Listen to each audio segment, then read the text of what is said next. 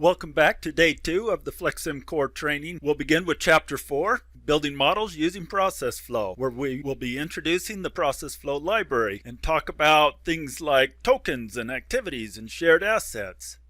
We'll work our way through modeling exercise number 2, which is composed of 5 phases. Process flow is characterized not by objects, but by individual activities or events, similar to the individual properties defined on objects, but more standalone. By design, it's a more abstract environment. No object-like visuals tying you down to locations or distances, and therefore much more flexible than object modeling. So its strengths are the level to which you can customize it. It's highly customizable, very flexible, and is a centralized logic approach. In other words, your logic is all in one place, and it's much easier to see what's going on.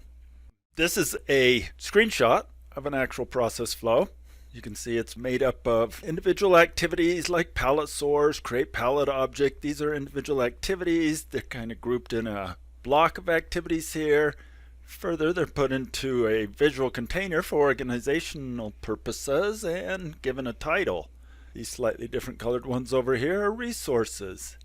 You can see how things are connected together with connectors or just combined together in a single block. These green things are tokens. Let me demonstrate to you a little bit of the process flow. Let me go up to the process flow button on the toolbar and add a general process flow. Now this is all abstract. In fact, I don't even need the 3D model if I don't plan on making any 3D objects. Okay, so on the left are the activities. I'm going to drag out an inter-arrival source, and that's what it looks like. And let me put out a delay and then a sync. Line them up. Okay, if I start running the model, I see tokens arriving in my source.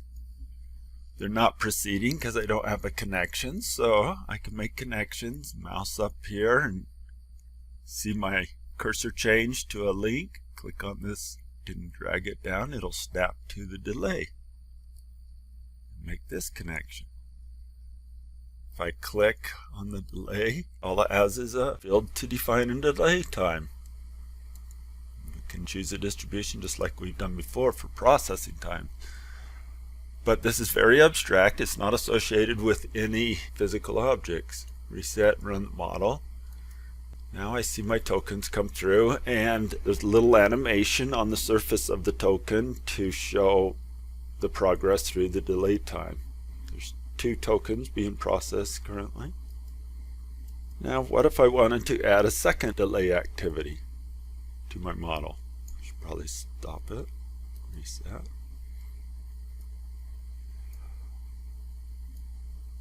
I can't make 2 connections out of the source. That's not the way it works.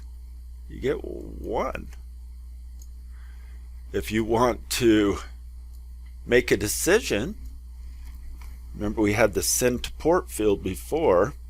You could put multiple ports on it, but now each of these little blocks, they do just something very specific, one specific thing. So we would need to use a decide. That could, I guess, represent the send to port field we had before. And now break this connection, put it into the decide, and let the decide figure out which of these to send to.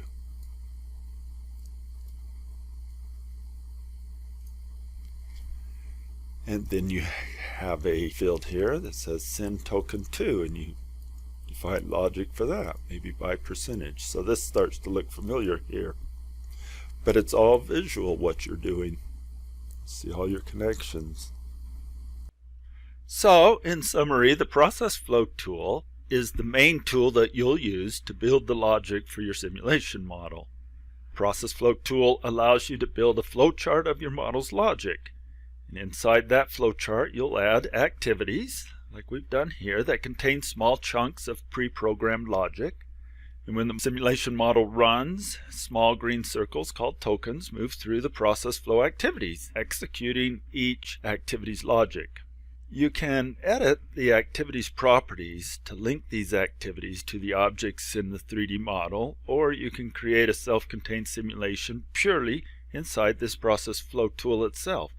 As an example of linking, you could link a token to a flow item in the simulation model if needed. Okay, let's talk about the three pillars of process flow: activities, tokens, and shared assets. An activity is a logical operation or step in a process flow. As such, activities are the basic building blocks of any process flow. Activities are dragged from the library into a process flow window and linked together with connectors. As a token enters an activity, it performs the logic associated with that type of activity.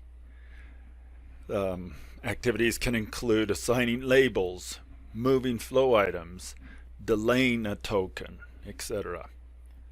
In some activities, like the assign labels activity, the token will start and end in the activity with no time passing in the simulation clock. While running a model, the token will not be visible in that activity. However, we can use the step button on the simulation control bar to step into it and see this time.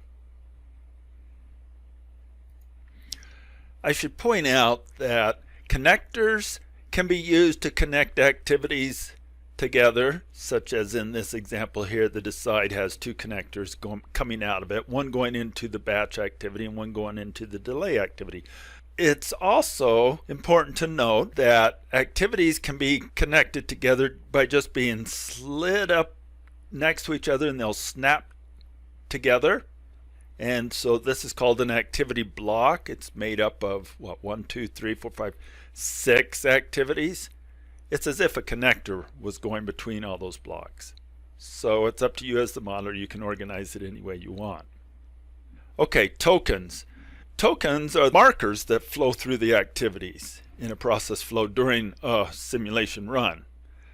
They function very similarly to flow items in a standard 3D model. Like flow items, tokens move from one activity to the next, much like a flow item moving from a source to a queue to a processor and so forth. But unlike flow items, tokens do not necessarily have to represent a physical object moving through a business system or whatever you might be modeling. Tokens can be more abstract, meaning they can represent anything you want them to represent. For example, they can represent a customer's order being placed, a call to a call center, a logical grouping of pallets, or just simply a marker for where you're at in a process flow. So that's why they're called tokens, not something like parts. At its most basic level, a token is just a bundle of data that is moving through a process flow.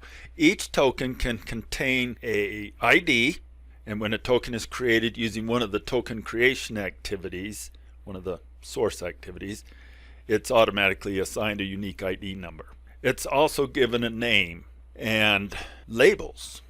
Labels are essential to building a complex and dynamic process flow. Labels store custom information on a token that can be used to affect what happens to that token as it advances through the process flow. Various activities might assign data to a token's label as it moves through the activities in a flow chart. Okay, shared assets can be used to create and manage lists, resources, and zones in the simulation model. Okay, let me explain more about these shared assets, like resources, zones, and lists. A resource shared asset represents a limited supply of some resource that can be acquired and released. It can be used to simulate a supply of goods, services, time, material, employees, etc. It is acquired and released with the acquire resource activity and the release resource activity. The acquire resource activity is used to acquire a resource at some point during a process flow when a token enters the activity. and the token cannot leave until it has acquired the amount of the resource specified on the acquire resource parameters. When a resource has been acquired, it reduces the supply of that resource by a specified amount that you specify as the modeler. The release resource activity is used to release or return a resource at some point during a process flow. When a resource has been released, it increases the supply of that resource by a specified amount by you, the modeler. Okay, let's talk about the zone. The zone keeps statistics for a group of activities within a process flow, and optionally it can restrict access to those activities based on the tokens within those activities, how many tokens and or what their attributes may be. The enter zone and exit zone activities are used in conjunction with the zone resource. The enter zone activity is used to define the point in the process flow where the token will either enter or request access to enter the zone. And the exit zone activity is used to define the point in the process flow where the token will exit the zone. Okay, the list resource. It represents a list of things like tokens, flow items, task executors, numbers even, strings, etc. Process flows can use a list that is local to the process flow itself or could be tied to a global list in the simulation model. The two activities that work in conjunction with a list are the push to list activity and the pull from list activity. As the name suggests, the push to list activity is used to add tokens, flow items, task executors, numbers, strings, etc. to the list. And the pull from list activity pulls things from the list. It can cause delays for the claimers if demand exceeds availability. So if the pull from list is trying to pull more than has been pushed to the list, it will block and have to wait till it can pull what it needs from the list.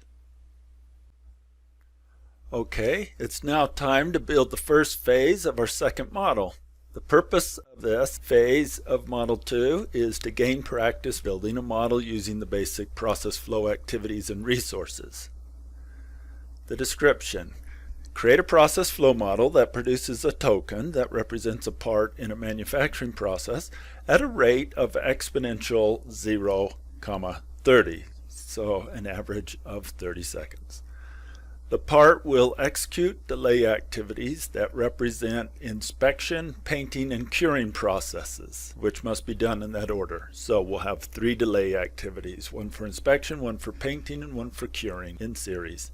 Go ahead and use the default distribution for the delay time, just for simplicity purposes. Assume there is a single resource available to conduct the inspection, and a separate single resource available for painting.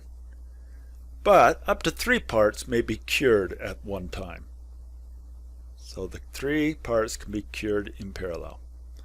Once curing is complete, the parts may leave the system. As a tip, use the flow chart containers. It's in the visual grouping of the process flow library. Use that to help organize your process. Containers, they look like this. They're in this flowchart group of the library. Just use this one here called the process. Has no logic associated with it. Drag it out. Give it a name like inspection by double-clicking on its default name. And then any activities that are inside of it will be grouped with that container, and you can drag then the container around in your view and all the activities go with it. The other nice thing about these containers is you can connect a flowchart connector going into it and coming out of it. And it'll automatically know that, for instance, this connector here is really going to be connected to this acquire activity. Okay, in process flow terminology, a shared asset represents the need for some outside resource, such as a tool, operator, machine, etc., to be available in order to continue token flow. The resource is abstract by default, It's, for instance, just a number, a quantity of something that gets acquired and released. But it can also be used to represent objects in the 3D model. So as the token progresses through the process flow, if it comes across an acquire activity, then it will try to acquire a certain amount of the resource that the acquire activity is tied to. If it can acquire it, it'll proceed. If it cannot acquire it, it'll wait. Now you can have a max wait timer set on the acquire activity that will say, after waiting so long for a resource, if you do not acquire what you need, continue on. But typically the token just stays in the acquire until it can acquire the resource, and then it proceeds on through a series of activities, and then somewhere downstream it'll hit a release activity and it'll release the resource. Let's take a look at the resource in the software and how it's used in a process flow. So I will create a general process flow and go to the shared assets here in the library and drag out a resource. Now the shared asset, as mentioned earlier, represents an asset with a finite supply that can be acquired and released. For example, 3 manufacturing stations might all share one tool. The tool is modeled here as a resource. When a station uses the tool, it would be acquiring the resource. Once the resource has been acquired, nothing else can acquire it until the acquiring token has released it. So a resource is acquired by an acquire resource activity and released by a release resource activity. Those are activities over here in the library. Acquire resource, release resource. Now to demonstrate this, let's build a simple process flow that begins with an enter arrival source, then a delay activity, then a termination point, or what we call a sync activity. We connect these together.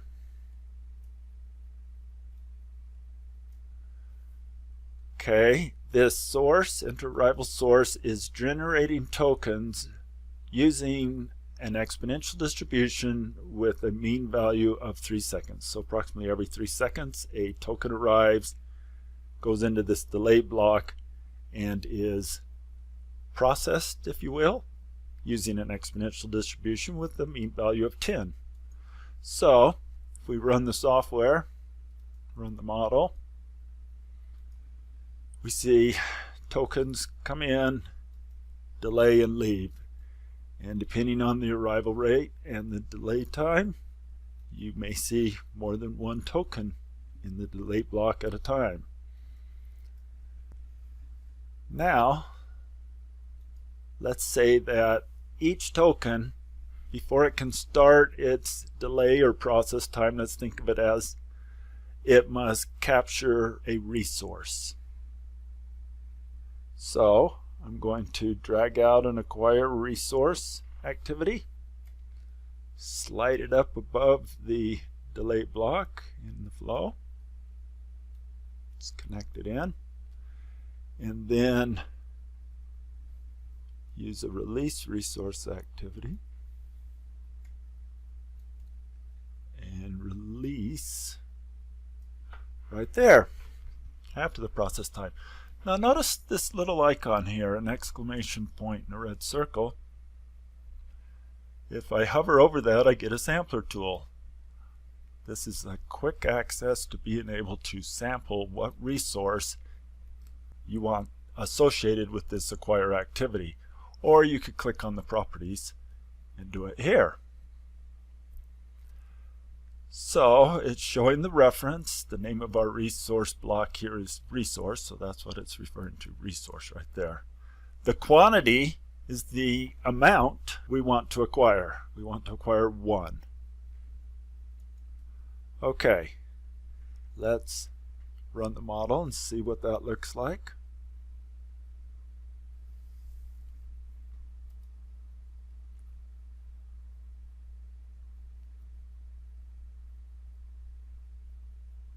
You notice how just one token at a time is allowed in the delay block. And we can see the progression of the process time in the animation across the surface of the token. If I click on the token, I can see it is tied to this acquire marker over here on the resource block. If I click on one of these tokens in the acquire resource activity, it shows it's tied to the red marker, which is showing me the current count of tokens that are wanting to acquire a resource. Okay, stop. Let's look at the resource properties. The reference for what resource it is numeric. Very abstract. It's just saying we have a count of 1, and we could think of it as a tool if you want, but it could be like energy or power, something a little more non-discrete, in which case you define its count. It doesn't need to be a whole number. It could be a fractional number like 5.3. And then in the acquire, we could be acquiring a fractional amount of 0.36 and see how that works out. So when the resource operates in numeric mode, it simply keeps track of a number in determining its availability. This number starts at 0, and when activities acquire the resource, it increments the number. And when activities release the resource, it decrements the number. If an acquire activity is requesting a quantity that is greater than the resource has available, as defined by the count property on the resource, then the token will be unable to acquire the resource. Now, resources could also be tied to a 3D object in the model, in which case they would be discrete. Okay, it's now time for you to try to build this model on your own.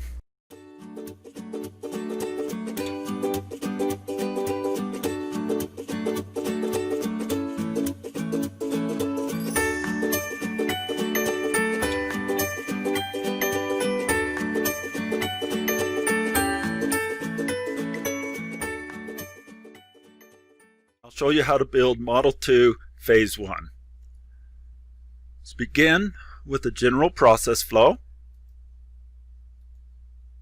We're going to do all our work in the process flow window. Not going to use the 3D view. Okay, we've learned how to drag activities over from the left in the library. Here's the one we want, an inter-arrival source. We can also double click over here. And here's the inter-arrival source. I'm going to use this method. It's a little faster. Okay, I'll make a resource. They're down here in the shared assets. If you mouse over, it'll tell you the name of it. And of course, you always can drag from the left, where you get the name displayed constantly. Okay, that's the resource. I'm going to rename this resource the inspection resource. Resize it, and the text automatically sizes accordingly. Okay, I will drag a connector from the source down, release it, and I will start off this inspection with an acquire resource. I can connect it up to the resource immediately.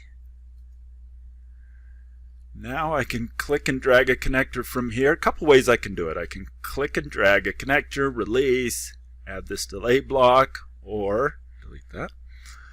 I can double click, create the delay block, and then slide it up and it'll snap in. Or I can do what I did up above, click and drag and release and make the delay block. And then snap up. We'll take that connector line away. It doesn't need it anymore. And we were told to use whatever the delay time, default time is. And if I look, it's an exponential 10. Okay. And then I will make a release block. So I can just double click on that line there and make a block, an activity, release, and it'll automatically snap up to it. Okay. Now in the acquire, it's assigning to a label of the token a label called resource, a reference to the resource, and then in the release it's also referencing that label called resource on the token so it knows who to release. So I don't need to edit anything. All I had to do was click on the little exclamation point here and hook it up to the inspection resource. Now we were given a tip to use the flowchart containers to help organize the process flow. So the containers down here in this display group, there's a list of a bunch of different shapes of containers. Choose this one here, and let's resize things. Okay, and this is inspection. Before I rename it though, I'm going to use Control-C to copy it and Control-V to paste, and make one more so that we have one for painting and one for curing, and then we'll edit them as needed. So here's another thing you need to know. The connector lines, you can connect to an activity inside this container, but what's really cool, I think, is delete that. Make your connection line go to the container itself. Why is that neat? Well, these containers have some properties over here to hide the contents at certain magnifications. Let's see what 50% is. If I zoom out to a certain point, see how the contents are hidden and just the name of the containers in the middle? In large models with large process flows, that might come in handy for you. Okay, click and drag to here, click and drag to here. We're going to click and drag to a sink. This here. We'll rename these inspection. This one is painting, and this one is curing. Notice how it's already connected up to the acquire, the resource is. I'm going to rename this painting resource. Rename this one curing resource, and my renaming's done. Now, because all the process times and the delay blocks, we're going to go with the default delay time for simplicity. I don't need to edit that. The only other thing we need to edit is the curing says 3 parts can be processed at a time. So let me click on the curing resource. Instead of a count of 1, I'll move it to a count of 3. The acquire is asking for 1. So 3 will be able to be acquired. Let's see how it works. Reset, run, step it. Waiting for our first part, represented by that token to finish. It finished, went into painting, finished, went into the curing, and left. Because it's an exponential distribution for those delay blocks, each part is taking a different amount of time. It's quite random. Some are going pretty quick, some are going slow. I'm waiting to see if we get more than 1 part curing at a time in the curing block. There's 2 that are being cured at a time. Okay, looks like it's working.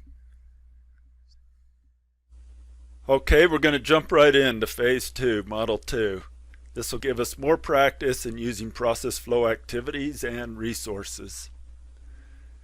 You're going to use the same model that we used in phase 1.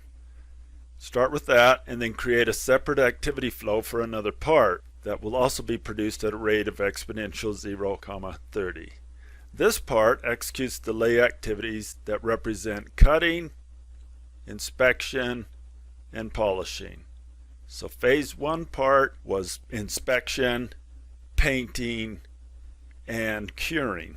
This one you'll do cutting, inspection, and polishing processes, and they must be done in that order. The inspection process for this part and the part from phase 1 need to use the same inspection resource. After polishing, this part leaves the simulation. The tip is to use copy and paste. It's a good way to quickly replicate similar activity blocks, but make sure things like resource links go with the right resources. Okay, it's now time for you to try to build this model on your own.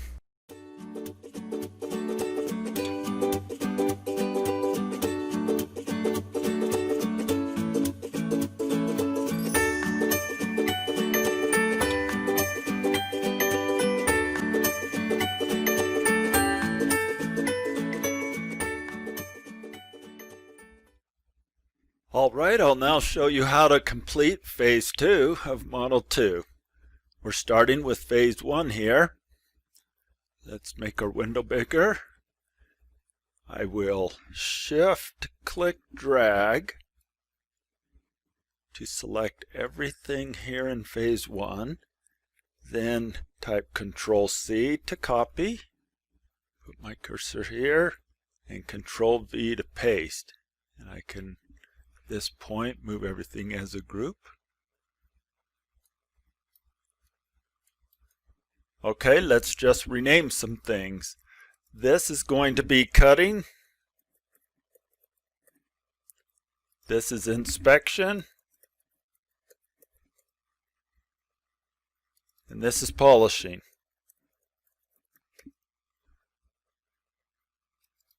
Cutting resource.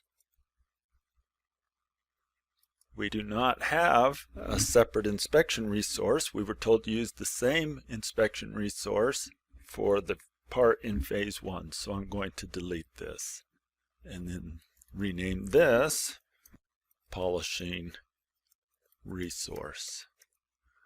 Okay, what do we need to edit?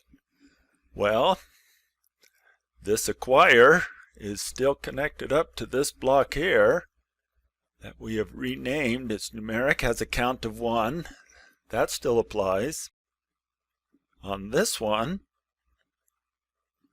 we're going to connect up the acquire to the inspection resource of phase 1. Release doesn't need to change.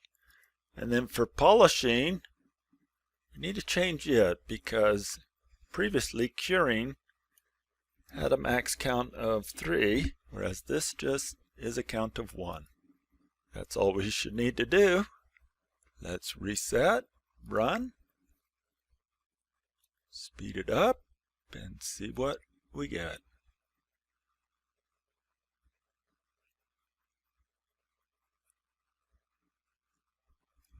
See, we wait for inspection quite a bit more. And we never have more than 1 being polished at a time. All appears to be working great. Okay, we're going to add phase 3 to this model. Here's the description. Use the same model and then create a separate activity flow for a third part that's also produced at the rate of exponential 0, 30, like the other 2 parts. This part executes delay activities that represent cutting, painting, curing, and inspection, to be done in that order. Tokens in this flow need to use the same resources as the tokens described in phases 1 and 2. After inspection, this part leaves the simulation. So, basically you're going to do some copy-paste, a little rearranging, renaming, and then consolidating some of the resource blocks.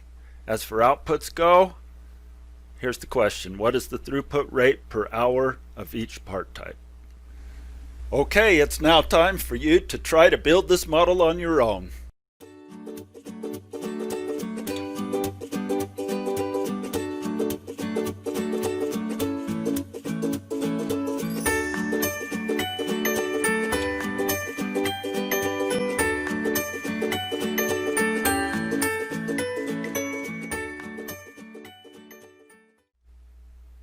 I'll now demonstrate how to build Model 2 Phase 3. I'm beginning with Phase 2 as we left it. Let me expand the window. I will begin with a source. I can copy and paste this source here. Click on it, Control-C, click over here, Control-V. We were told to use the same inter-arrival time of exponential 0, 30. The first step is cutting. I'm going to copy and paste this cutting step, Control-C, Control-V. Going to remove the resource because we were asked to use the same resources used in the previous flows. I'll resize my container and make a connection. Okay, The next step is painting. I'll click on this painting block, Control C to copy, Control V to paste, and remove the resource and resize. The next step is curing. Click on this curing block here, Control C to copy, Control V to paste, remove the resource, and resize the container. And the last step is inspection. Click on this inspection block, Control C to copy, and Control V to paste. It already does not have the resource. And then make connections between these containers.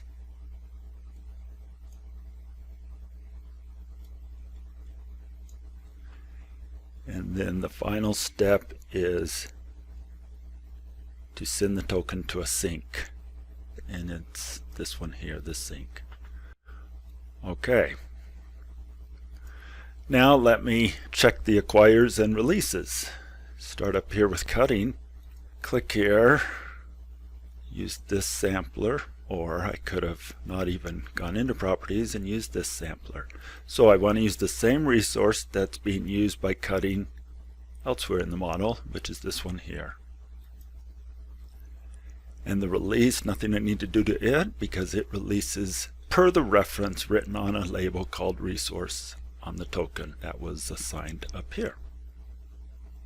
Token.resource. Okay, this acquire block, I'll click here and choose the painting resource over here. For curing, click the sampler and click on this curing resource here. Inspection is already linked to the correct inspection resource. Okay, that finishes that. Now let's create the dashboard needed to determine the throughput rate per hour of each part type. Okay, let's add a dashboard and let's use output per hour as our metric and display it as a bar chart. Now we need to look at throughput of particular objects in our process flow. We'll use the sampler. We'll sample each of our 3 sinks. I think it might work better if we rename these part 1 and part 2 and part 3. This will be better than them all being called sink. Then I can more easily see what I'm doing here. Let's close that and reopen it. Now it shows my part 1 sink. Let me choose this sampler for the second sink for part 2 and third sink for part 3. Okay, settings. We can choose to not show the legend, text, put a custom title if we want, colors, etc. But let's just go with the defaults and reset, run. Let's see how our model's working. Okay, we would expect our throughput to be similar for the 3 part types since the interarrival time of each of the 3 part types is the same. So we're in the 120 parts per hour range for the throughput of each of the 3 parts. Looks like everything is working correctly.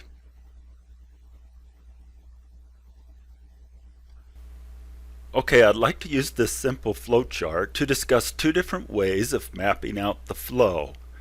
Let's assume this is a job shop where you have multiple types of product that use the same resources but in different sequences. So in this example we have 3 part types. Part type 1, shown in red, begins at station 1 and then needs to go through a process at station 3 and finishes. Part type 2, the green line, needs to hit station 2 and then be processed at station 4 and then ends its flow. And part type 3, shown in blue, begins at station 2, must then go to station 3, and then to station 1, and ends. So this is one way of mapping the flow, where you just show all your resources once, and you show, maybe using different colored lines, whatever, the flow through those resources. Now we'll assume that each of these resources can only process one part at a time, so you would have to control that. In the 3D modeling that we did initially in the training, we looked at things from the point of view of the station. We created a station 1 resource block in the 3D view, and then we connected it up with routing lines to all the downstream stations. And then it was the job of the station to decide where to send the part next based on what part type it was. And that could get very complicated if you had a lot of different part types and a lot of different stations and sequences to follow. Well, now let's look at the other approach, which more closely mimics process flow. So, as an alternative, we could list each part type showing its flow separate from the others. Part type 1 hitting station 1 and station 3 and then ending. And then part type 2 hitting station 2 and station 4 before completing. And part type 3 hitting station 2, then 3, then 1, then completing. Same flow shown on the previous slide, but this is a lot more organized. It's a better visualization of the sequence. Just requires a little different thinking. We would have to control the use of any given station by one part at a time, and the way we could do that is by acquiring that station. For example, part type 2 and 3 both have station 2 in their sequence of flow. Well, we would want to make sure part type 2 could acquire station 2 before it was actually sent to station 2 and begin its process time. And then same with part type 3. So by this idea of acquiring a resource, and then when you're finished with it, releasing it can solve that problem, and it makes for a much easier process flow. We're going to continue working on Model 2 by adding a Phase 4. Like the first 3 phases, the purpose of this phase will be to gain practice building a model using basic process flow activities and resources. And we're adding labels to this phase. Here's the description. Using the same model, unify the 3 flows such that the phase 1, 2, and 3 tokens each represent a different type of product produced in the same workshop. Use a single source activity to create parts using an exponential 0,15 inter-arrival time. Use an assign labels activity to assign each arriving part a random type label. That'll be the name of the label, type, such that each of the 3 types occur evenly, roughly 33% of the time. Use a decide activity to route the parts to the flows already created in phase 1, 2, and 3 based on the assigned type label values of 1, 2, and 3 respectively. Those values will be assigned using the assign labels activity, as specified here in the 3rd bullet. The question is, what's the difference between having 3 source activities versus 1 source activity? Previously, our 3 source activities were using an inter-arrival time, I believe, of exponential 0,30. So previously, 3 separate flows, each generating a part about every 30 seconds, and now we have a single arrival point generating a part about every 15 seconds and directing that part to one of 3 flows. Labels can be assigned to tokens or objects. Some labels are assigned automatically by activities, and some we can designate ourselves with the assign labels activity, like we're talking about here. It's used to assign one or more custom labels to a token or an object. The labels can be given any name you want and store any type of data you want. This is what the assign labels activity looks like. It has this little green circle icon with 0110 in it, and we'll say assign labels until you rename it. This is an example of the properties window where 4 labels have been added to the token. See, this is the field where you'll specify what you want to assign the labels to. Typically it'll be the token, but it could be some other object. Okay, this is an example of a text label where the name of the label is text label. I like to not use spaces in my label names. It makes it a little easier later on when you're referencing the label with code. So I suggest not using spaces and not using special characters in the naming of your labels, but do use a capital letter for the beginning of each descriptive noun or verb within the name. Here the example is showing a value of just hello world exclamation point being written to the label named text label on the token. And the next label that's assigned to that token is one called random number, and the value that is assigned to that label will be generated from a discrete uniform distribution with a minimum value of 1 and a max value of 3. Random number stream 0. The next example is a label called static value, and the value is a number 5. And the last example here is of a label named pointer to processor, and as the name implies, it's a pointer to a processor called processor 1, probably out in the model, and probably sampled with this sample button here. Okay, process flow automatically keeps track of any labels you create, as well as any labels created by the activities themselves automatically. Edit fields often will have a menu called token label, as shown here in this graphic. And if you click on it, you'll see a list of all labels on the token that have been defined so far. This allows you to easily choose one of them. So, as I can see in this field here, it says token.customer. That's the syntax for referring to a label on the token called customer.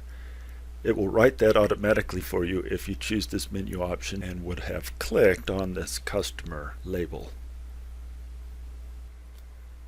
Let's talk about the decide activity. It is used to make some kind of decision regarding which activity tokens will do next. It allows for multiple out connectors and the logic for choosing which of those connectors the token will go through to do its next activity. This is what the decide activity looks like, the icon, and it'll say decide until you rename it, which, by the way, is always a good thing to do. Rename your activities so that you can follow your logic better. It'll have a field called send token to. In this image, this down button was clicked on, and then from a list of choices, the conditional decide option was chosen. And this is what the pop-up looks like for the conditional decide. It'll have a field called condition, and then a field called true and false. The condition is an expression. In this example, token.type is a reference to the type label on a token, and it is compared. 2 equal signs are used when comparing, and 1 equal sign is used when setting. Here you're comparing, so 2 equal signs, it's comparing the value of the type label on the current token to the value 3. If it does have a value of 3, this is the field that'll define where to send the token. It can be text as shown here, in which case it's a reference to the name of the connector, the out connector. So of course you must have given that out connector a name called type 3's go here for this to work, and another connector would need to be named everything else goes here. Now these true and false fields need to either have the name of a connector or a numeric value referencing the rank of the connector 1 or 2. Alright, this is an example of a common pick option. It's called the by case pick option, something by case. It allows for multiple outcomes based on an expression, usually a label value that has different potential values. It's commonly used with a label value where integers only can be used to make one or more logic decisions. The case function is an expression with multiple possible values. So in this example here, this is a delay block where we're specifying the delay time. We chose the time by case option by clicking here. This pops up. Here's the field for case function. As mentioned already, it's typically a reference to a label on the token or some other object. In this example, it's a label called type on the token. And this plus button here is used to add as many resulting cases as you need. If type would have the values of 1 and 2 and possibly some other value which would result in the default case returning a 0, then if the value was a 1, case 1 is used, and the expression that will be evaluated to define the delay time would be this log normal distribution. And case 2 is a triangular distribution. Now in our phase 4 model, you're going to be using this by case pick option, not in a time field, delay time field, but in the send to field of the decide that we just talked about. Look for a pick option called activity by case or connector by case, and then you'll want to set it up to have 3 cases, 1 for each of the 3 values of the token's type label, a 1, 2, or 3. Okay, it's now time for you to try to build this model on your own.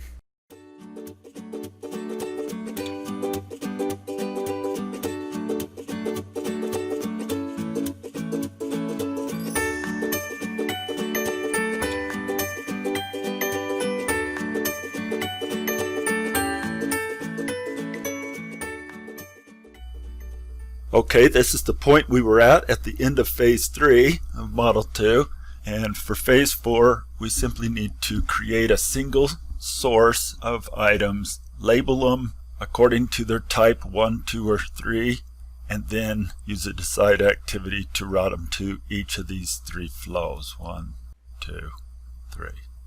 Okay, so double click here. We'll use an inter-arrival source as it gave us an inter-arrival time exponential distribution where the mean value or scale parameter here is 15 seconds. Okay, we can hover right here, and when we have the link as an icon, we can double click and create this activity, the assign labels activity. And we're going to assign labels to the token, and the label name we want to use is type, and the value is based on percentage. We have 3 values, so click the plus button here, and it said equal weighted approximately 33%, so let's do 33, 33, and to make it add up to 100, this last one will be 34 with values 1, 2, and 3. Okay, next activity we want is a decide activity. It's this one here, and let's delete these sources.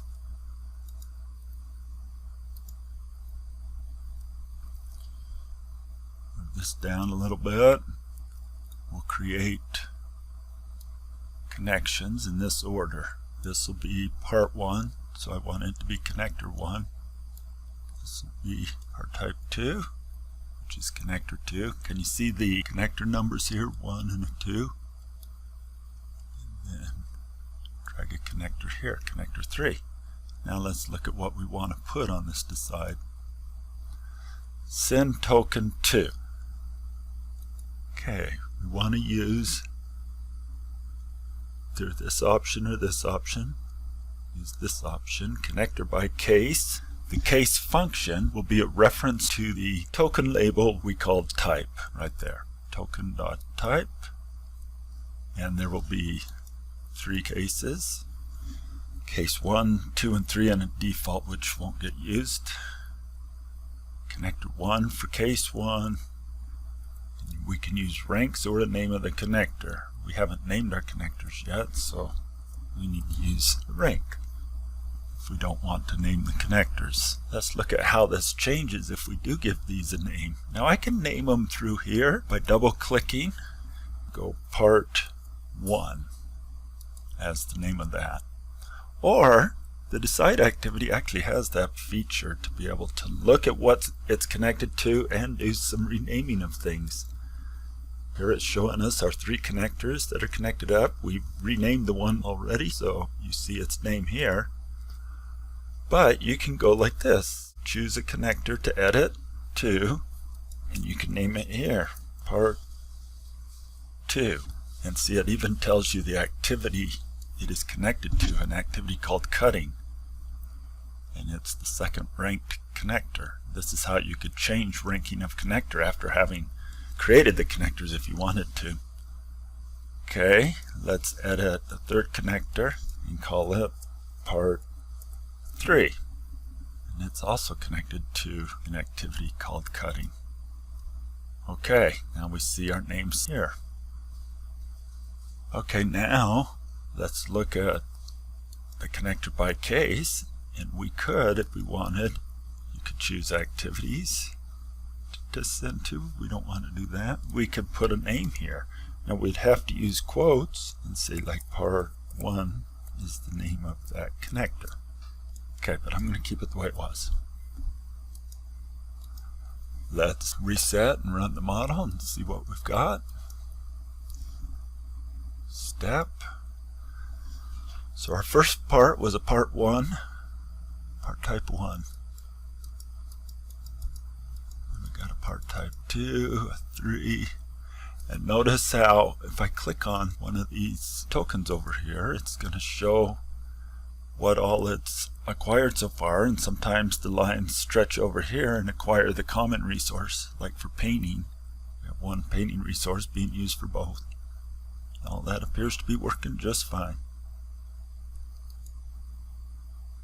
Throughput per hour, I think we were in the 120 range before. Let's speed it up. Now we're in the 70 range. That's the difference between having that one source like we have now with an exponential 15 interarrival time versus 3 separate sources that had an interarrival time each of 30. Alright, that's the end of phase 4. Now that we've learned about resources and about labels, I'd like to go back and address the resource again. To do that, I'm going to work in this model here. There's 8 examples I'd like to show you. And they're all in this same model. If I zoom out, you can see the process flows for them all. But I have saved views here to just zero in on one at a time.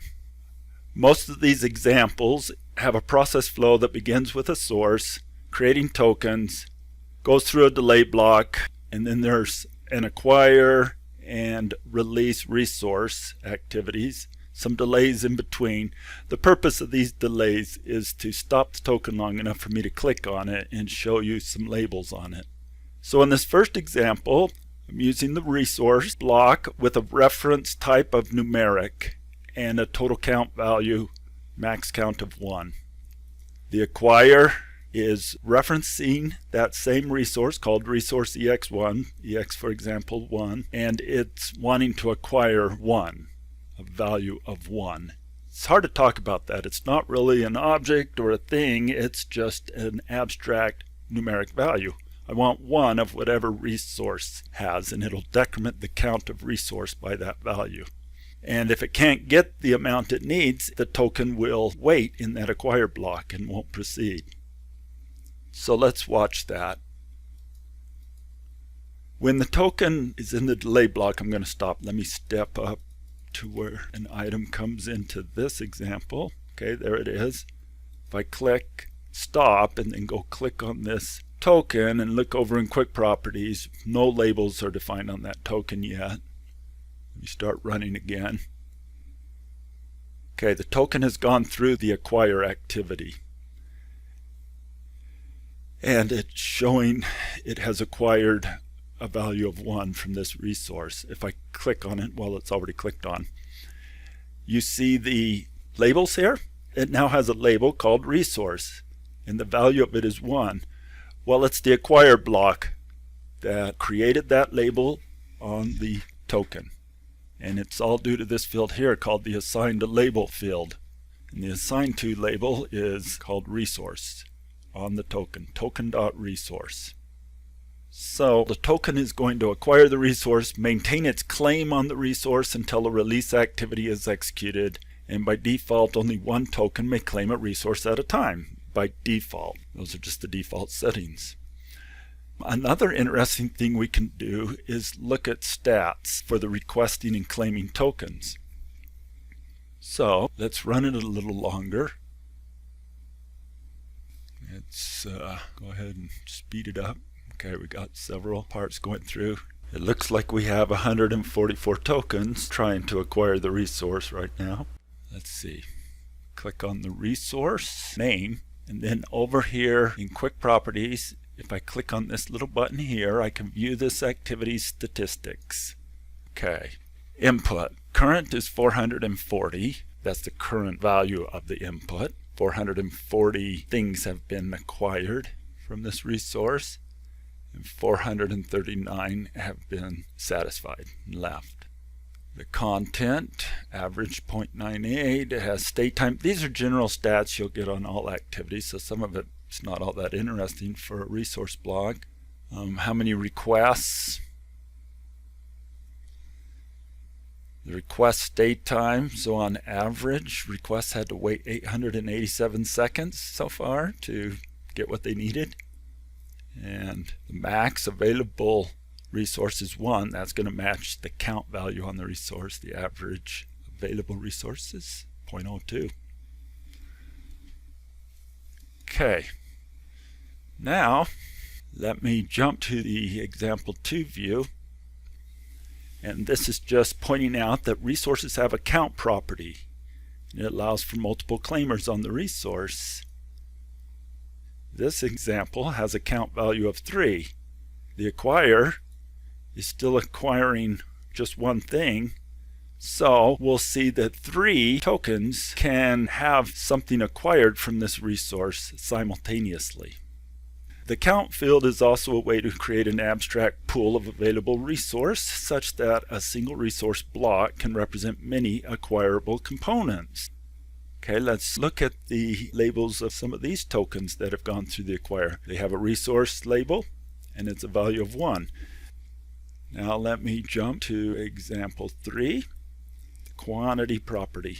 So the acquire quantity property allows a single claimer token to try claiming multiple resources. But this is really not as abstract as I'd like you to think, because this acquire, yes, it's acquiring 2 something from the resource. It's really just a value. It doesn't even have to be an integer. It can be like 0.6 or something. Let's not change that yet. And let's look at the label on this token, and we would expect it to have a label called resource with a value of 2. I'm going to change this to 0.5, something I can keep track of a little easier. Reset, run it fast enough to get some stuff through here, and stop it. Now we look at this. It has a value for the resource label of 0.5. Needs 0.5 of this, so the total count's 3. We could actually have how many tokens acquiring something simultaneously from this resource? Well, we could have 6, total of 6 tokens, because each token just needs 0.5. Okay, let's look at example 4. On this resource block, we have a count of 3. We're acquiring 2 things.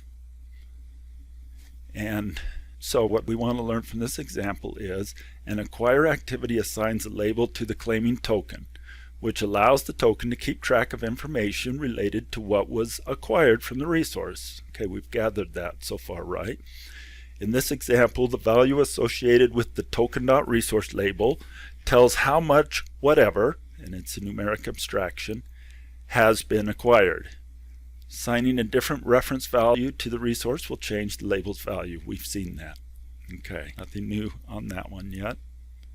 Now, in this example, it's using a different reference altogether. It's not a numeric reference. It's a reference to an object called cube. To see that cube, it actually exists in this 3D view out here. Let me click on the 3D view, and jump to a saved view for examples 5, 6, and 7. Here's the cube. And here's an operator we're going to look at in a minute on example 6. Okay, so you'll see the type is purple. It's an actual pointer to a cube. It's not just the word cube. And this object does have a name called cube if you look over here in quick properties. But it was defined by using this eyedropper. So let me reset the model. You're going to see the color change here. I'll explain that in a minute. This eyedropper was just used to sample an object. I could sample the operator, in which case you see operator here. I could sample this cube, in which case I see a cube there. Now this resource block is no longer so abstract anymore, is it? It is a reference to an actual thing out in the 3D space, a cube in this case. The acquire block, using this here, it was referenced to this, the cube resource ex5 resource block. And we want to acquire one of whatever that resource block is associated with. It's one cube in this case. And we still want to assign it to a label called resource. Okay. Now when I run, whenever a token comes through here and acquires something, it's going to change the visual of the cube to a different color, just so you can see that it is being acquired constantly by a new token. Let me stop the model. This token here has acquired the cube. If I click on it, what does the label show now? It doesn't show a quantity of anything. It shows a reference to a specific object. The path to it even, /cube. It's a direct pointer to this cube. So the resource can be assigned different reference values. The two most common are numeric, that we talked about in examples 1 through 4, and that happens to be the default. That makes the resource an abstraction, representing whatever the user desires. And an object, or even a group of objects. You can set up a group and specify that as something the resource points to, and we'll look at an example of that in a minute, where the resource acts as a stand-in for objects and activities of the process flow. So it's a way for us to associate something here in process flow with physical things out here in the 3D model. Only one token at a time can acquire a thing. It's not like the numeric. Okay, and then on the release, there's two fields that are important on the release activity. It first needs to know how much or what specific, in this case, in the case of objects, what specific object to release, and which resource block is associated with that resource being released. And in this case, last acquired, it's always the default. I didn't look at that on the first couple of examples. Let's go back to example 3 and look at its release. See, that's the default, and it works for that as well. There's more information than just that label called resource on the token. There's information about different shared assets that have been acquired. So you have to specify which shared asset, and most of the time it's the last one you acquired, but it may not always be that, and you might have to choose one of these other options. We're not going to talk about that right now, however. Okay, so that's example 5. Now, let me reset the model, and I have a reset trigger on this cube that always is setting the color back to teal, a teal color. Okay, let's jump to example 6 view.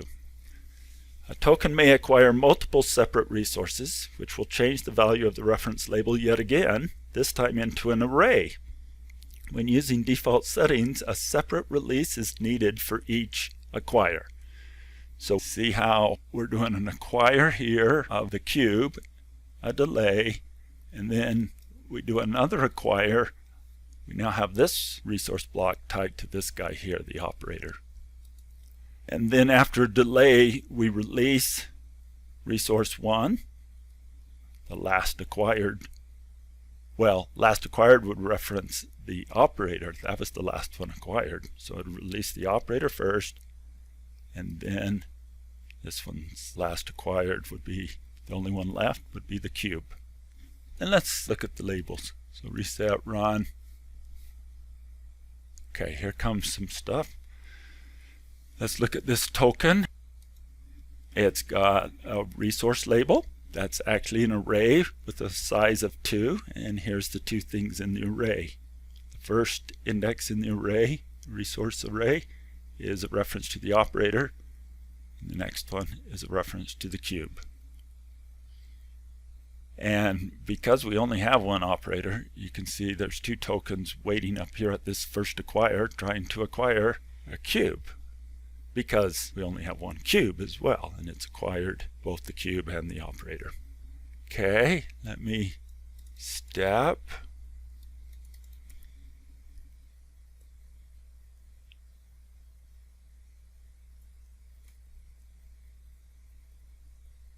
Trying to stop it right at, okay, stopped it. Okay, this token here has released the operator. Remember, I said the last thing acquired at this point in time, the first time of the first release, is the operator. So it released the operator first, so you no longer see the operator in the array for the resource label. You just see the cube. And then when it enters this, it'll release the last thing required, which will be a reference to the cube. Okay, now let's jump over to example 7 and see what we can learn from it.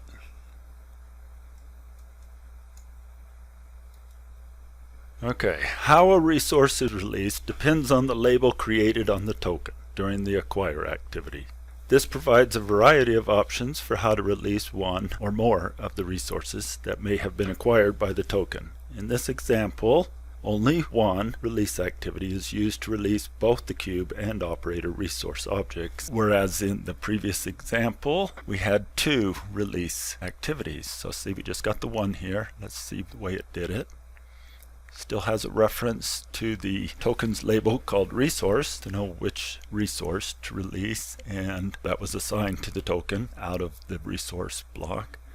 And as far as what to release, instead of the default, which is last acquired, choose this option here that releases everything. The way it does that is goes through the array of all acquired things by the token and releases them all. Okay, let's look at the last example, example 8. Now example 8 uses a different set of 3D objects over here. Well, let me jump to the view because I have a saved view right here, example 8. Okay, it's made up of a cube. It's a different cube. It's called cube 2. You see the name of it here. And has an operator called operator 2. The other one was just called operator, and there's actually 4 here. This one's operator 2, and this one's called operator 2 underscore 1, underscore 2, and underscore 3. And if we look at this resource block here, the operator resource ex8 block, it originally was just sampled. The reference was defined by sampling this operator 2 object. The count was set at 4, and these resource blocks, if they are references to a specific object, when you hit the reset, if there's not 4 of whatever object you specified, it'll create 4. So that's kind of nice, and that's what's happened here. Okay, so if I click on this token right here, we see it has a label called resource, and it has acquired the cube. It also has a label called weight. I'll explain that in a minute. And then when it goes through this block, it'll pick up a reference to the operator, one of the operators. Let's see if I can run it and stop it after it has, okay, stop. It has now acquired one of the operators. Which one did it acquire? Well, click on it. We can see the resource label is an array of 2 things. The index 1 in the array is pointing to operator 2 underscore 3. So it chose this guy here that we have highlighted when it went through the acquire block. Had all 4 to choose from because no one else has currently acquired any of them.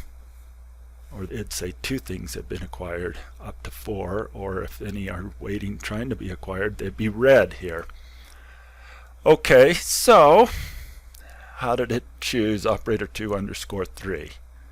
Well, that's the purpose of this example, is to show you that there's queries you can write for the acquire process where you use order by to sort the things you're trying to query from. It's like an SQL or SQL query in format.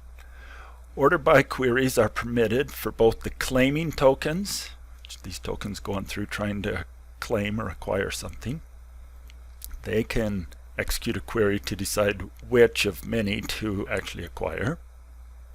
And the resource itself can use a query to look for waiting tokens once a resource does become available. When this cube, there's only one cube and the count is 1, and it's been acquired already by this token here. See the line showing 1 acquisition of the cube. There's 5 tokens, and here they all are here. There's 5 requests currently on back order for a cube. So when this cube gets released, this cube resource has to decide, well, which one of these 5 requests do I give it to? Do I satisfy?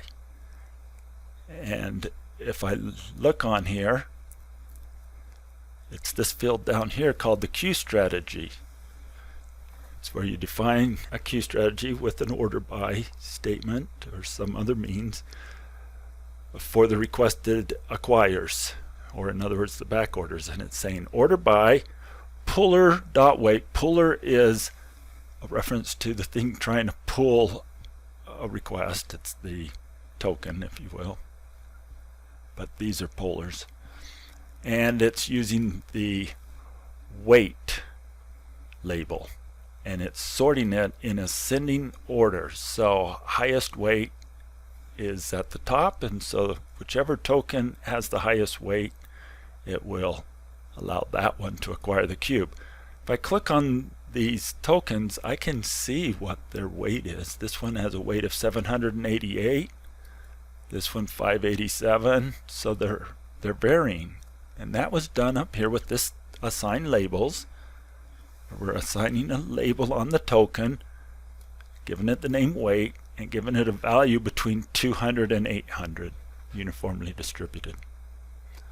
So that's a query for the back orders. Let's look at where we used a query to define which one of the 4 operators to choose. Well, that'll be on this acquire block.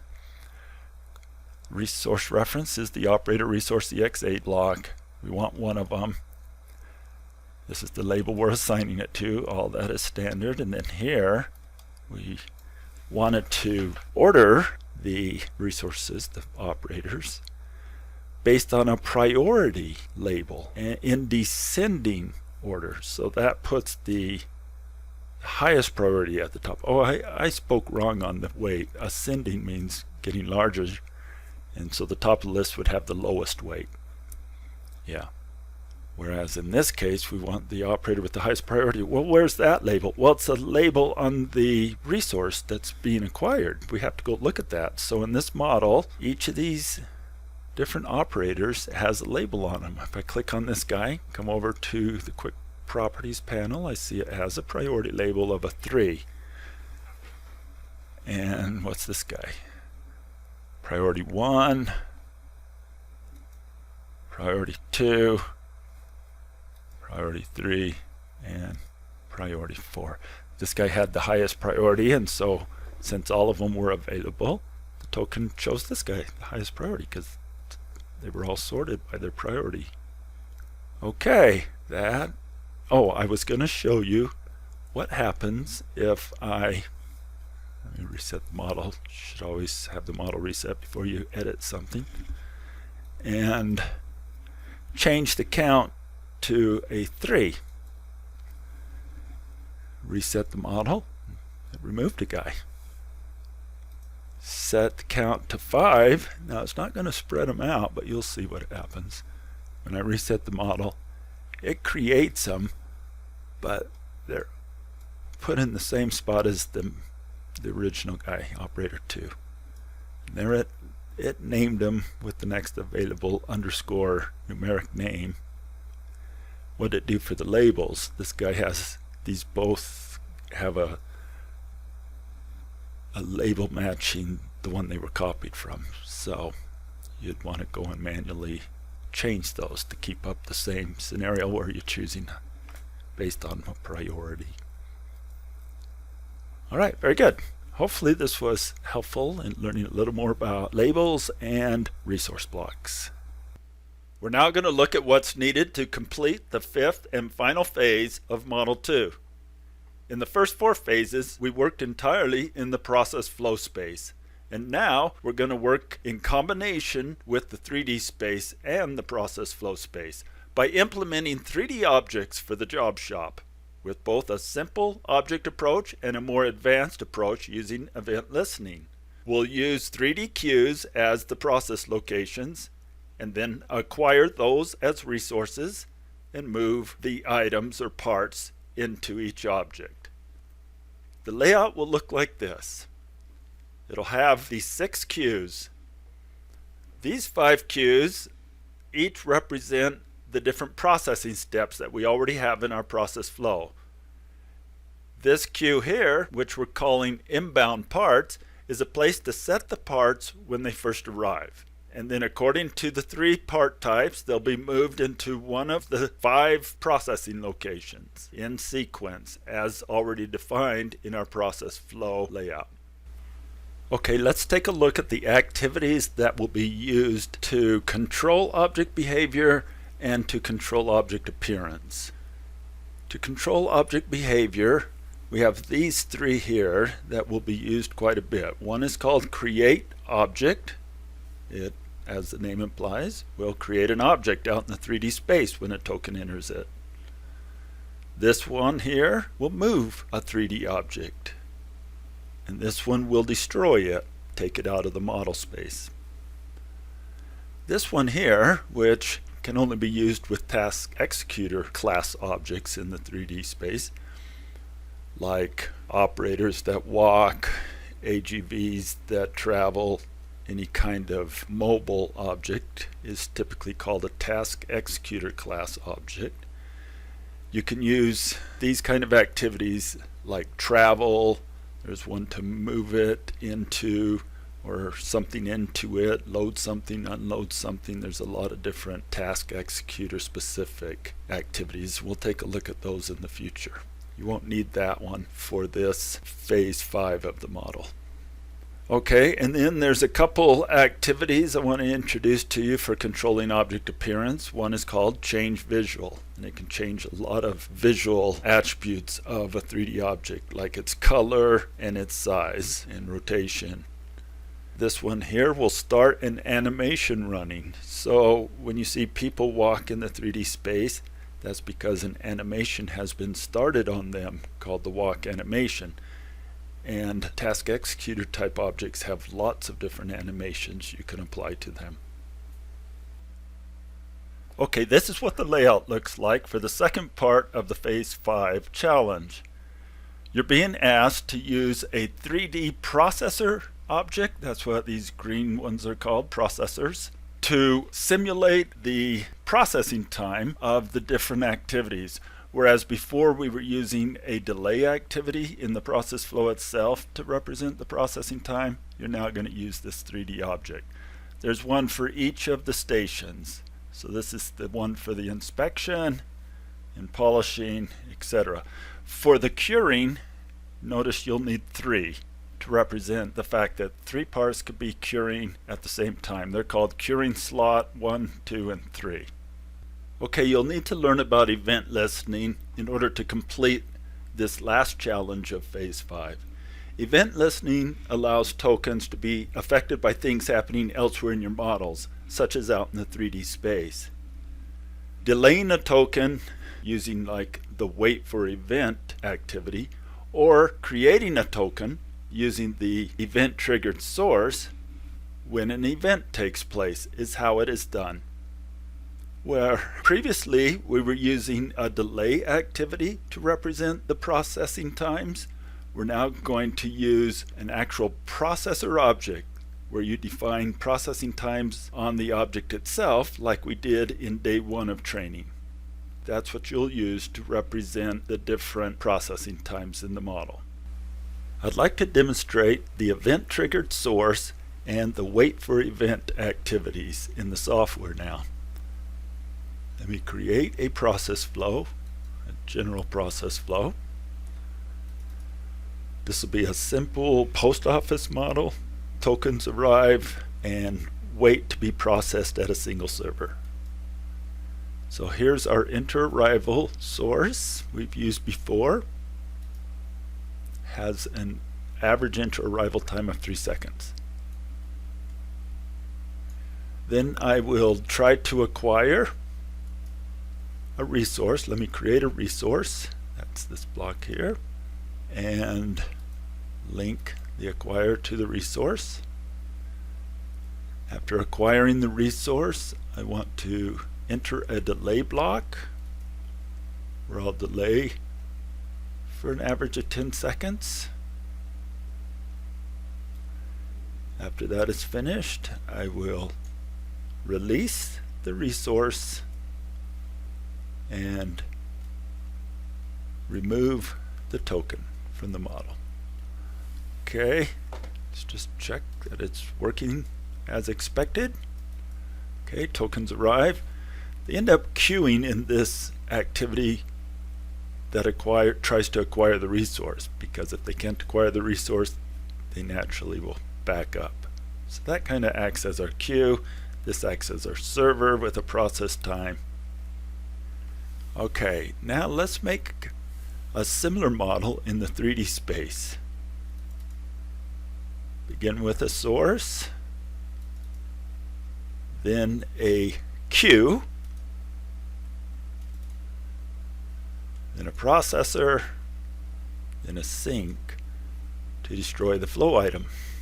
Now I will connect those together. Click drag. And let's make the inter-arrival time of the flow items use the same distribution as the arrival of tokens. So it was an average of 3 seconds.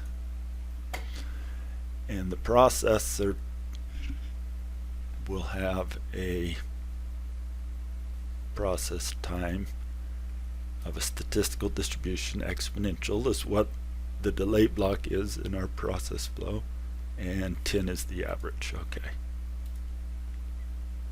I could have edited that over here.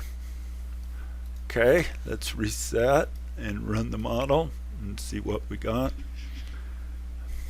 Exact same distributions for arrival rates and processing or delay times, but you won't see the exact same thing happening over here as over here, because different order of random stream generation. Okay, now what if I wanted to link these two models? For instance, what if I did not want to generate my own source of tokens? So let me delete that and set that over to the side. It won't even be used. And instead generate a token whenever this source out here generates a flow item. To do that, I would use this source here called an event triggered source. Use this sampler to sample this source out here. Now it's a question of which event on that source do I want to trigger off of, and it's shown me all the pertinent trigger points on that fixed resource source in the 3D model. The one you'll want to use most of the time is the send to port event. It happens after all other events have happened on the object, and it has released the flow item and then tries to send it out through a port. And this is true whether it has a port or not. It's the last thing that happens, so that's a good one to use. Now if I'll click over here on the icon of this event triggered source, I'll see what got written to the parameters. The object we're listening to is the source, and the event is send to port, And then you have this label assignment / match value table that you can choose to use if you want. It'll be populated with different things depending on the object and the event you're listening to. Its main purpose is to pass information about the event and the objects associated with the event to the token. Another purpose of this table is to compare whether there's a match between the token in the process flow and the flow item that triggered the event. Okay, now let me hook this up to the acquire, because a token will be generated every time a flow item is generated. Now let's see what it looks like. Sure enough, every time I see one created on the left, I'm seeing one created on the right. The process times do not match up because they're using different random number streams. Okay, stop. That's how the event triggered source can be used, and I'll let you use your imagination as to how that might come in handy for different modeling situations.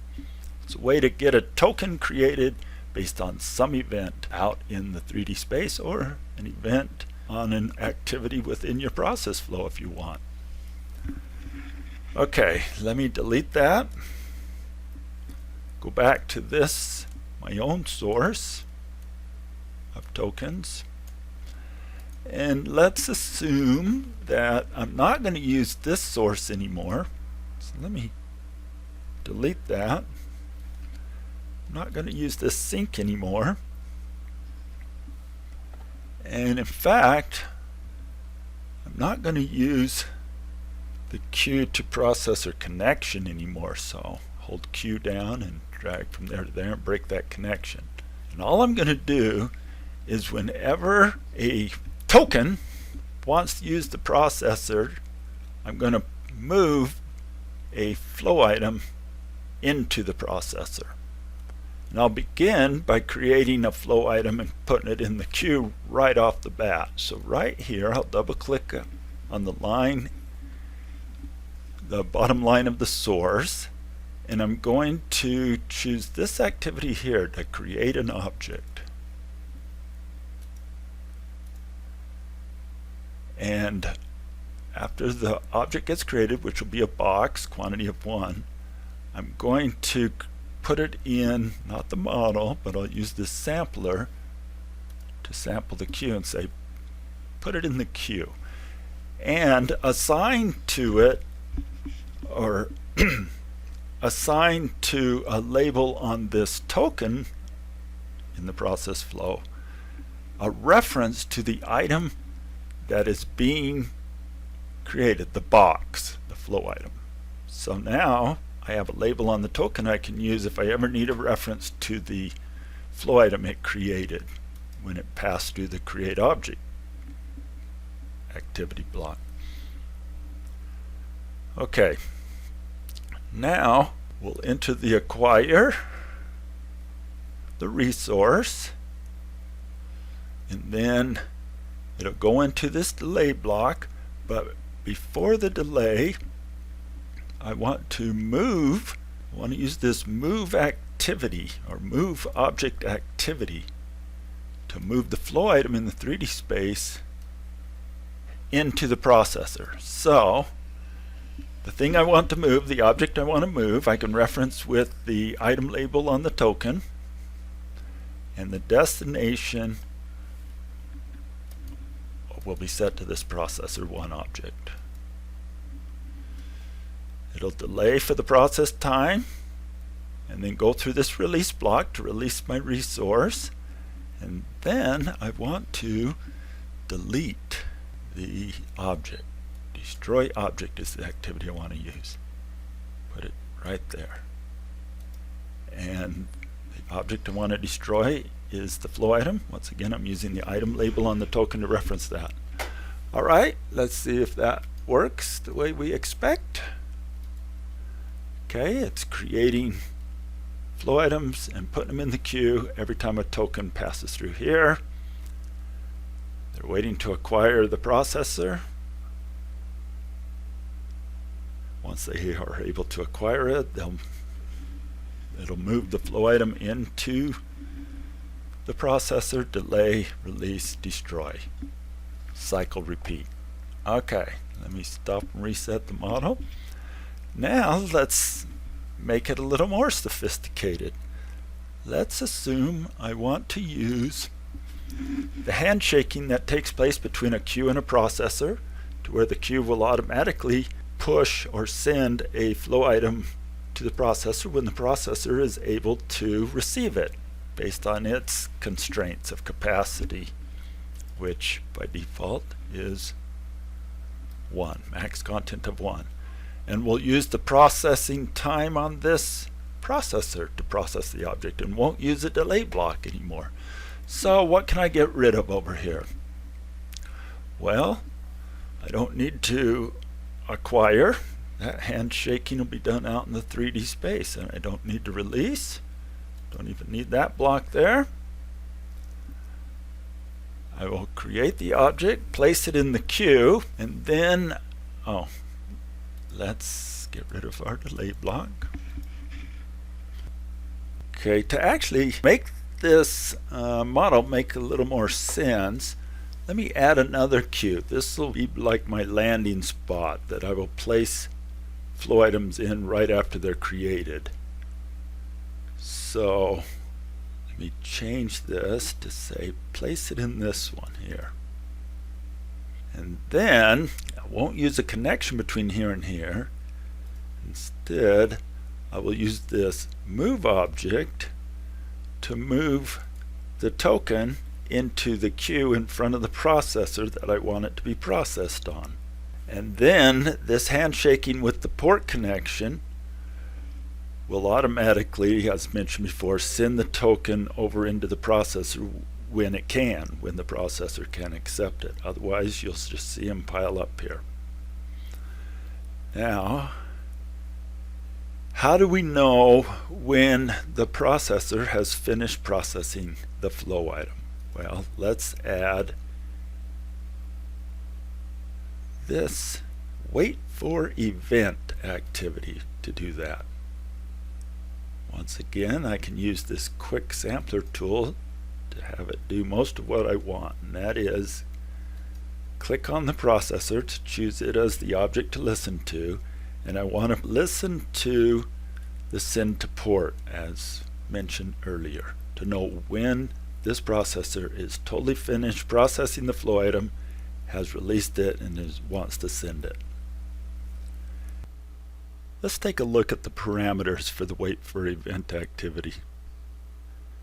By using the eyedropper to sample the processor and event, it filled out the top two fields for me: the name of the object I'm listening to and the event I'm waiting for. Let's talk about this table, the label matching / assignment table. We briefly mentioned it when we talked about the event triggered source, where it has two purposes or options. One is to set a label on the token based on the information passed from the event. Each event type will pass a different number of parameters. In the case of the send to port event, it just has the one parameter in the table, a reference to the releasing item, the item that basically triggered the send to port event, the flow item out in the 3D model space. So let's look at the operations you can do with that parameter. Nothing is the default, or I can assign the releasing item reference to a label on the token. Just come up with any old name you want for the label on the token, like the releasing item. That would record a pointer to the releasing item of the event on this token that's sitting in the wait for event activity. That is one purpose. That's not the purpose which we want to talk about, or which we'll use in the Phase 5 model.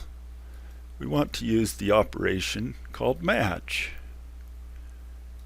And then we want to use, for the label name here, item. Remember, that is the name of the label on the token that was assigned up in the create object activity as a reference to the flow item that was created by the create object activity.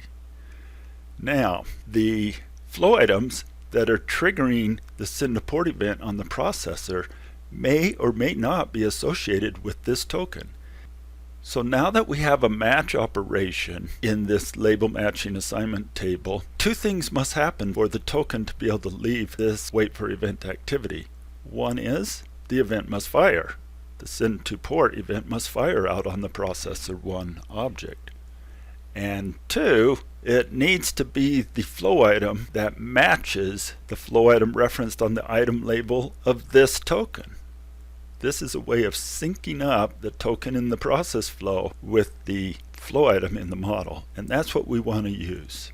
Okay, when that happens, then I can flow into my destroy object activity and remove it from the model. Okay, let's connect this up as well. Let's see what we've got. Reset, run. We'll never see them in this because they can immediately be sent into this queue and flow on.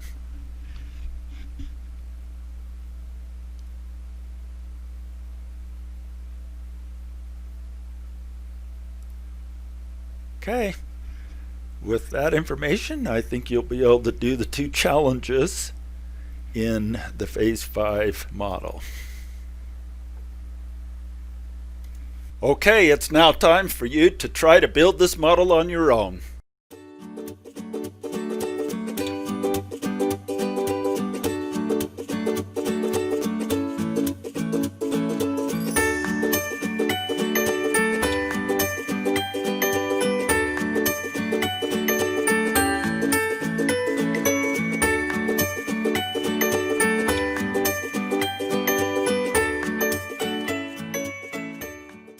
I'm going to demonstrate how to complete the simplified object approach model for the Phase 5.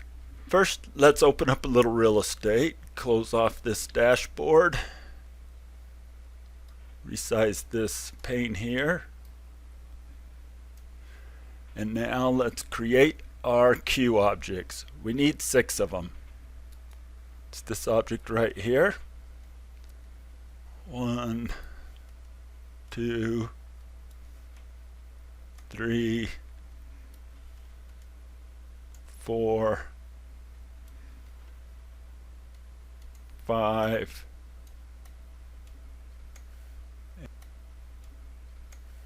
and 6.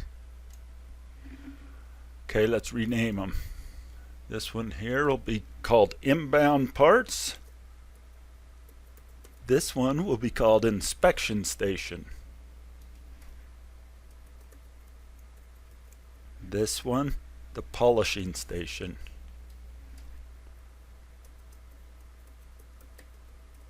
This one, the painting station.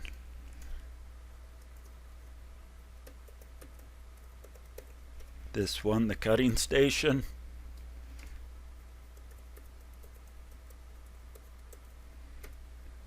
And this one, the curing area.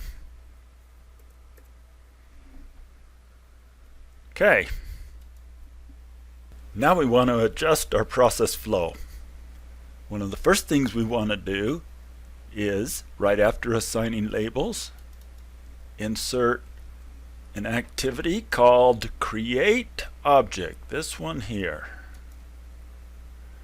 And after the create object, we want to change visuals. So that one is right here. Okay, in the create object, let's take a look at what it needs. It's going to create by default a box, quantity of 1. And where's it going to put it? In the model. We don't want to put it in the model. We want to put it inside the inbound parts queue, this one here. And then we want to assign a token label called item that will tell us what flow item was just created. It'll be a reference to it we can use throughout. That's all we need to do on the create object activity. In the change visual, I want to change the color based on the type of object it is. So we'll add a trigger here to set object color. The object it will be setting the color of is defined by token.item. Perfect, because that's the name of the label we called on the token in the create object activity that points to our flow item. So it's going to change the color of the flow item. What do we want to change it to? Well, let's change it to color by number. And the number that we pass it can be a reference to the token dot type label. Up capital T, this one. Now we need to add some move object activities. So after the token creates an object, change the visual of that object, goes through the decide, then it will go into one of the station blocks here, try to acquire that station, and then go through a delay. Well, right after the acquire is where we want to move the flow item into the corresponding 3D station. So, highlight the line in between the acquire and the delay and double click, and it's this one right here, move object, I want to add in there. And need to resize my block a little bit. Okay, this move object. The object it's going to move, what's written in this field already is what we need. Token.item will refer to the flow item. The destination though we want to update. So this destination, let's see, we're in inspection.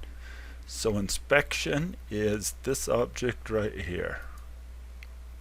Sample it out in the 3D space. Fills it in for us. Okay, we need to just repeat that theme.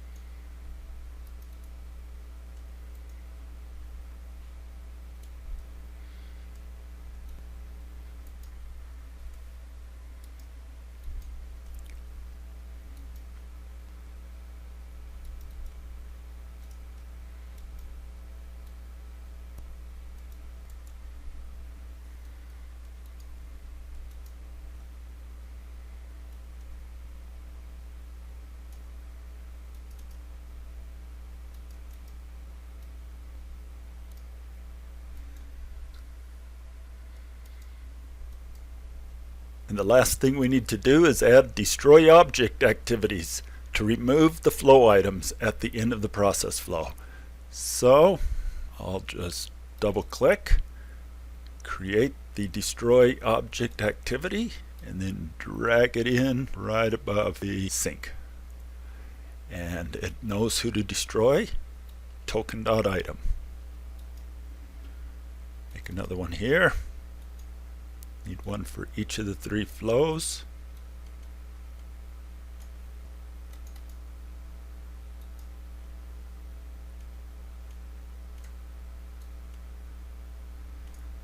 Okay, that should do it. Let's see if it works. Reset, run, step. Okay, our first token is part 1.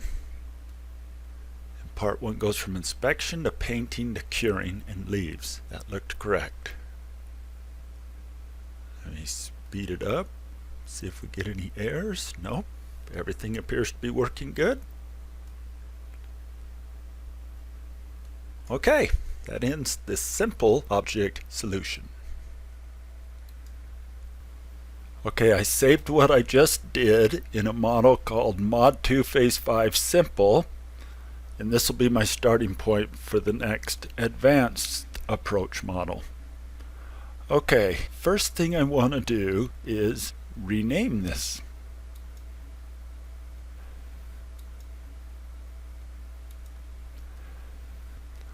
Now, for each of these 5 stations, I need to create a processor object. So let's take care of that first.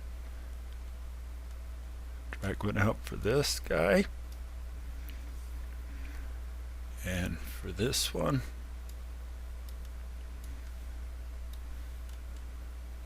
this.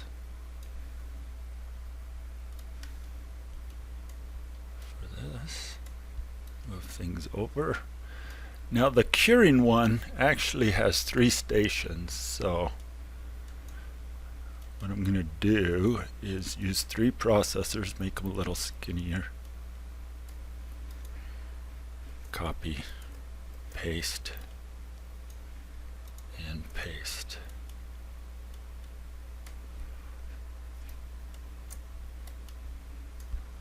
Okay. That's the layout. Now let's rename some things. This used to be called inbound parts. That one's going to stay the same. This one here, inspection station. I'm going to tack on Q to the end of that. I'm going to copy that because I want to paste it on all the others too. Okay, so it's the inspection station Q. This is the polishing station Q. Painting station Q. Cutting station Q. And the curing area Q. Now, let's name our processors. Copy that. Inspection station. Paste. Painting station. Paste. Polishing station. Paste. Cutting station. Paste. And curing area. I'm going to use a naming feature we've got in the software here. Instead of copy paste, I got 3 of them here. If you have them all selected like this, and then come over to quick properties, hit this button here, and type in a name. I'll call it curing, how about slot? Curing slot, begin with a 1 and apply. And now, shift click, this one's called curing spot 1, 2, and 3. Okay, that's our layout. Now for the process flow. Couple changes. Let's first look at the move object command and see if it was updated. It was. Because it's a link, it automatically changes the destination to the queue, inspection station queue. All these move objects are going to move it into the queue, and then the queue's going to use port connections to send it over to the processor when the processor can handle it, as the processor is available. And because all the resource allocation stuff is going to be handled out in the 3D model, we don't need to do it here in the process flow. I'm going to remove these resource blocks.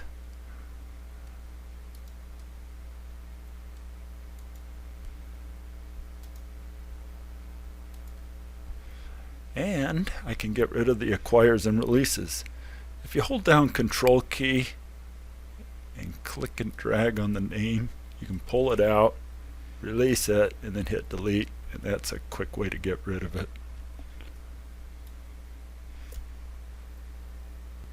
And it keeps your connections and everything, which is really nice.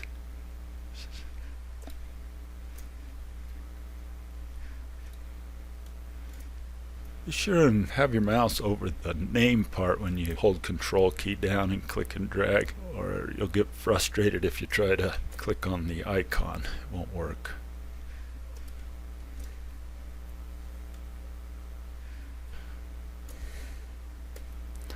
Okay, now the delays. Need to get rid of the delays.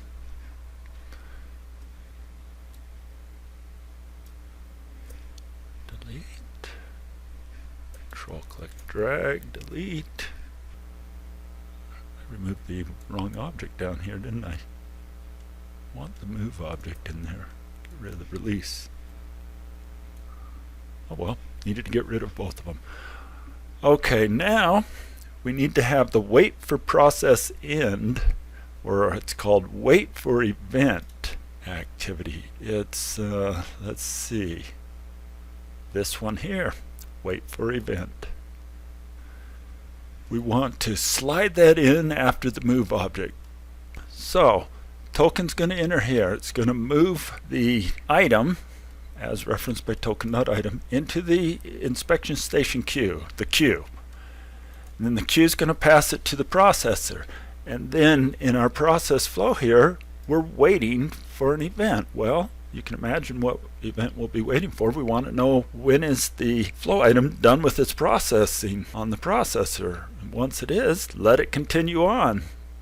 So, quick way to do that is use this eyedropper here and make sure we're on the right one. Here's the inspection station. And the event we've learned to listen for to know when everything is done at the processor is the send to port event. And that's all we need to do. If we look at it, the object's the inspection station, the event is send to port, that all got filled in for us.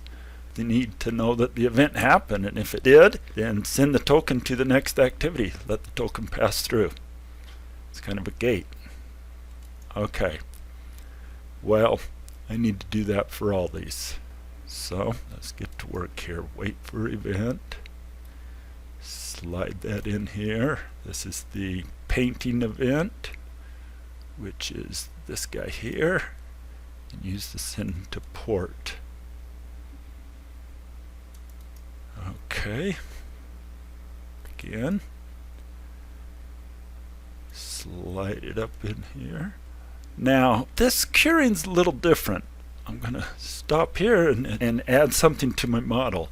I want all three of these processors to be in the same group, and then I can refer to the whole group when deciding where to move the object and what event to wait for.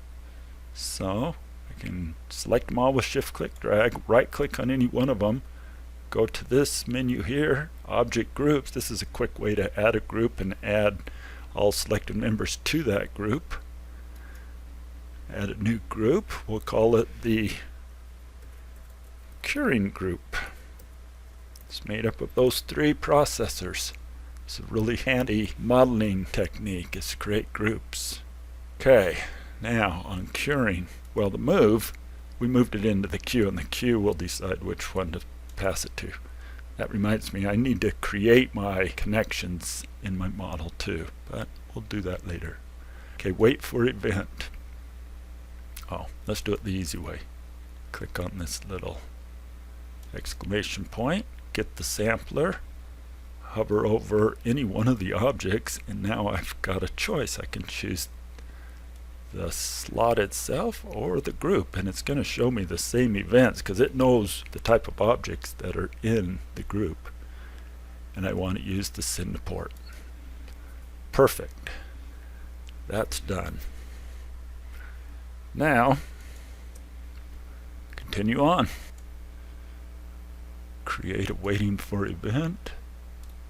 Slide that in, click this. This is cutting, not curing, cutting. It's this guy here. Choose to send the port. this inspection again. Slide it in. Click here. Click on the inspection station. Choose send to port. Polishing. Wait for event. Slide it up in there. Click here. Go to the polishing station. Choose the send to port event. And we're on the third part type here. Cutting. There we are. Wait for event. Slide it up here. Click here.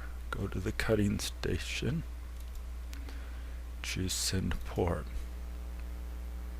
Painting. Wait for event. Slide it up in. Choose the eyedropper and go to painting. And choose the send to port event. Curing.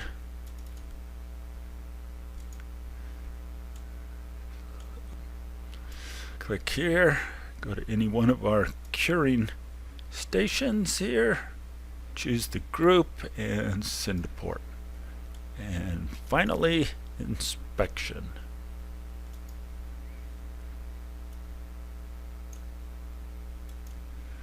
And inspection station. Send to port. Okay. Remember I said I needed to do the connections. So we got some A click drag to do. A puts us in the connect mode. Click and drag from the queues to the station, corresponding stations. And in the case of this curing queue, we want to connect up all three curing slots. We'll connect them up in the order of their name. Okay, I think we're good. Let's save the model and reset and run and see what we get. Okay, we got an error. Oh yeah, okay, I forgot to do something. So let's stop the model, reset, close the error window. Alright, this is what I forgot to do. On these wait for event activities here, remember this part here that I didn't need to worry about when I was working on the smaller demo model leading up to this model. But in this case where we have lots of flow items trying to use the same stations and we've got them being controlled by tokens, we need to control things a little better. The way we're going to do that is by using this operation called match. What do we want to match? We want to match the flow item as referenced by the token's item label. We want to make sure that the flow item that just caused this inspection station send to port event to fire is the flow item that is matched up with this token. So the releasing item is the flow item. It needs to match up with what is recorded on the item label of the token.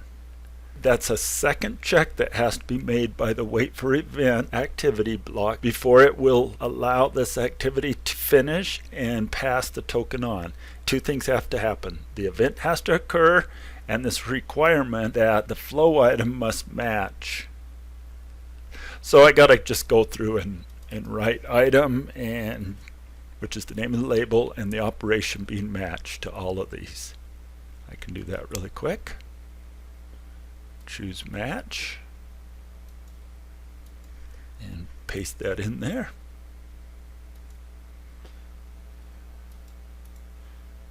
Choose match, paste that in there, and do this for each of them.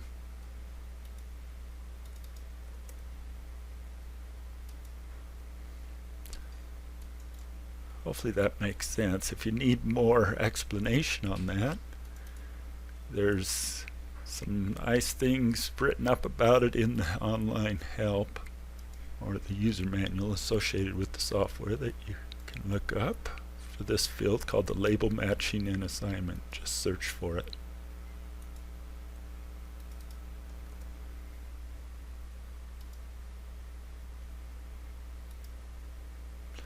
Sometimes you use this to record information on a label of the token, and sometimes you use it for what we're doing here, and that is match up and make sure the token aligns with the object out in the model that caused the event to occur.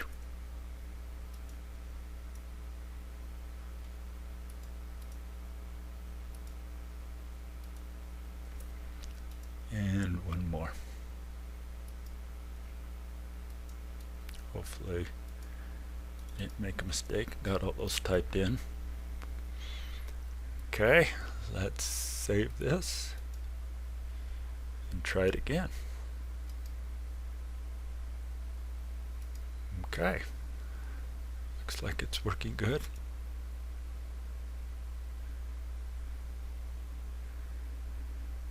Slow it down. Okay, looked like it was processing more than one at a time running fast, but you can see it's not really doing that.